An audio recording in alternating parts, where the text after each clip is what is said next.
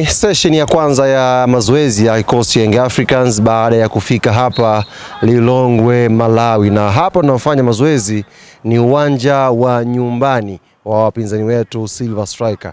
Nikukumbushe tu mtazamaji wa Yanga TV, wewe mwanachama, mshabiki na mpenzi wa klabu yetu Young Africans Sports Club, mechi bwana haitapigwa hapa. Mechi itapigwa kwenye uwanja wa taifa wa Bingu. Kwa hiyo hapa tunafanya mazoezi na kesho ni siku ya mwisho ambayo ni official training tutafanyia kwenye uwanja wa mechi pale Bingu. Kwa muda huu naungana na mkuu wa msafara kwa upande wa Young Africans Sports Club, mjumbe wa kamati ya utendaji Alex Ngai, kutueleza safari, kutueleza mipango ilivyo siku ya leo na siku ya kesho na nini sisi wana Yanga utarajie kwenye mchezo huu. Mheshimiwa Ngai, habari yako bwana? Salama ndugu. Mambo uko vizuri? Alhamdulillah. Malawi imekupenda? Malawi pazuri. Tumefikia sehemu moja nzuri sana. Naona kuna utulivu wa kutosha. Kwa kweli tunamshukuru Mungu, tuko salama. Tumefika, tumepumzika kidogo, tumekuja kwenye mazoezi ya kwanza. Hii inaonyesha utayari kiasi gani ambao uongozi mmeuweka kwa timu kuhakikisha pale matokeo mazuri siku ya Jumamosi? Cha kwanza tunamshukuru Mwenyezi Mungu, tumefika Malawi salama. Kingine nadhani kama viongozi tumejitahidi sana kwa kufanya maandalizi ya kutosha. Sasa kilichobakia nadhani ni upande wa benchi la ufundi pamoja na wachezaji kuweza kufanya homework yao vizuri ili tuweze kupata matokeo kwenye mechi inayofuata. Leo ni nadhani session ya kwanza ya mazoezi, kesho tutafanya mazoezi kwenye uwanja ambao tutakaochezea mechi.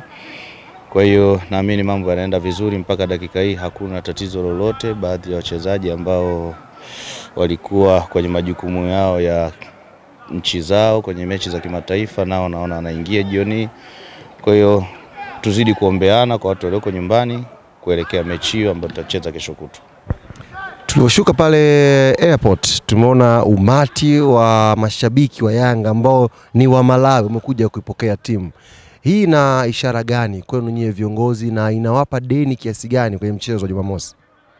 Hii ni Young African. Hii ni Young African, klabu kubwa kabisa ukanda huu Afrika Mashariki na Kati. Pamoja na Kusini. Ni klabu ambayo ina mashabiki wengi. Kwa hiyo sasa pale inapokuwa inacheza sehemu yoyote, mimi naamini kabisa Young African inakuwa iko nyumbani kwenye ukanda huu. Niwapongeze sana mashabiki waliojitokeza wa hapa Malawi, lakini vile vile hali ukumbuke kwamba tuna mashabiki wengi sana wanakuja na wako njiani kutoka nyumbani Tanzania. Magari yameondoka Dar es Salaam, mengine yameondoka kutoka Mbeya, kwa wako njiani wanakuja. Deni ni kubwa kwa sababu tayari watu wameshaonyesha imani na sisi. Kwa tunachohitajika ni kwamba kuwalipa kile ambacho wao wana imani nacho. Kwa hiyo cha msingi tuzidi kumwomba Mwenyezi Mungu kuelekea mechi hiyo, naamini kabisa kutokana na ubora wa klabu yetu basi na hakika tutapata matokeo mazuri ambayo tutaweka kwenye mazingira mazuri ya kusonga mbele. Nikushukuru mjumbe. Asante sana.